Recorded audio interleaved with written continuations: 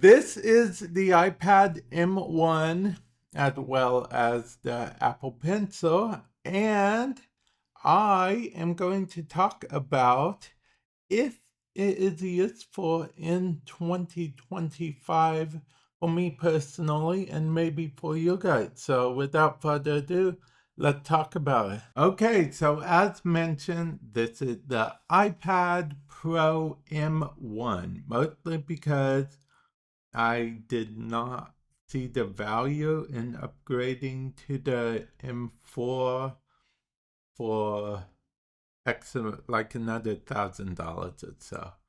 Well, we are here to see if this is worth it in 2025 for me personally.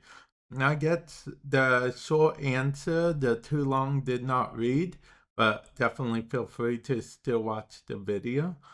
Answer is it depends on your particular situation. For me personally, also can I say sorry about the background of my desk?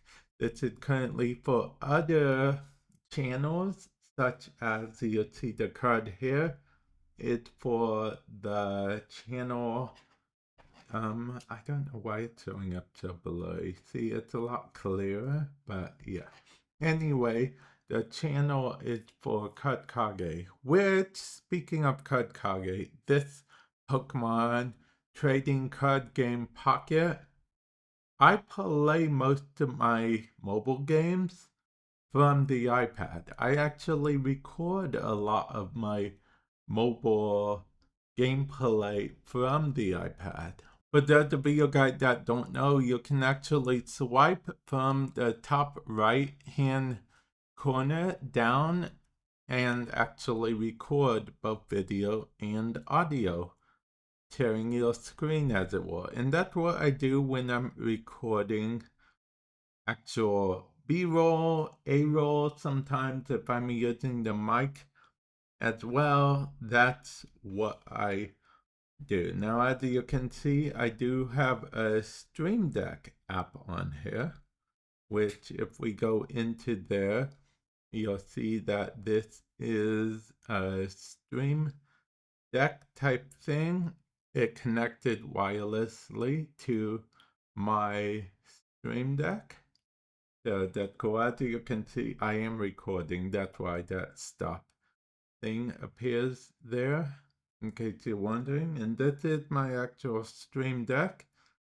I also have the Stream Deck XL and Stream Deck Plus over there, but it is nice to have more options. So that's always good.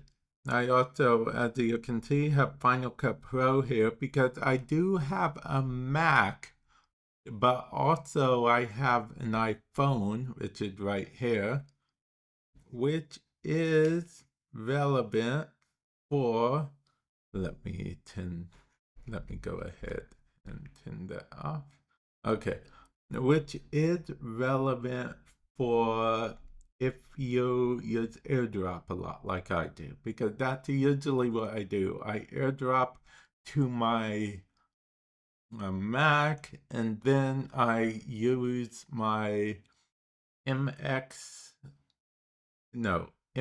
Master 3 to wirelessly send it from my Mac to my computer.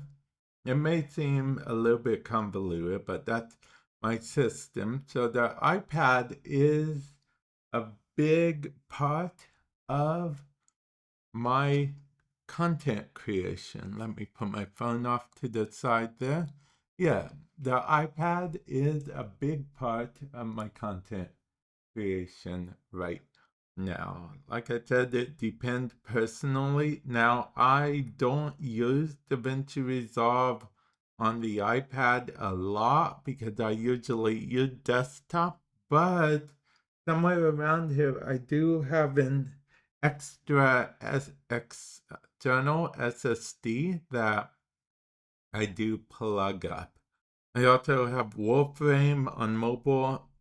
Most of the time I use Warframe on desktop, but it is nice to have the option because Warframe is officially on iPad and iPhone. It's been that way for a while.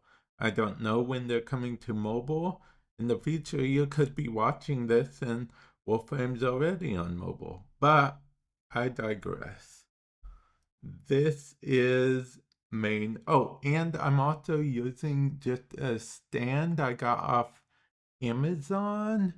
If you're wondering what this is sitting on, I'll put a link in the description below to a stand that is as close as I could find, because I don't know if the company still makes this stand that I'm using, because the thing about stands and whatnot is that they have a tendency to actually, like the companies, maybe make one off, or cease and desist, or the company goes under a number of things. So, yeah. But do I think an iPad Pro M1 is worth it in 2025? Yes. For me personally, it's 100% worth it. Okay. Like I said, it may vary from person to person, but for me, it is worth it. M1, I feel like it's all you need. DaVinci Resolves on iPad, minimum requirement is M1. Also, for that matter, Final Cut Pros, I believe their minimum requirement is also M1. I could be wrong, and they could do more than M1, but I believe that's the minimum requirement for both of those. So, yeah, M1 definitely I'd recommend. Maybe you can get an M1 like refurbished or something if that's something you're looking into getting. You don't have to get the newest, greatest, because as you can see, this is still very, very quick, and I haven't had any problems with RAM or speed or anything like that. You can plug up an external SSD to it, as I hinted at before. And yeah, like I said, for me personally, it's worth it. I'd love to know your thoughts about it. Comment section below. And with that said, I will catch you guys in the future. Later.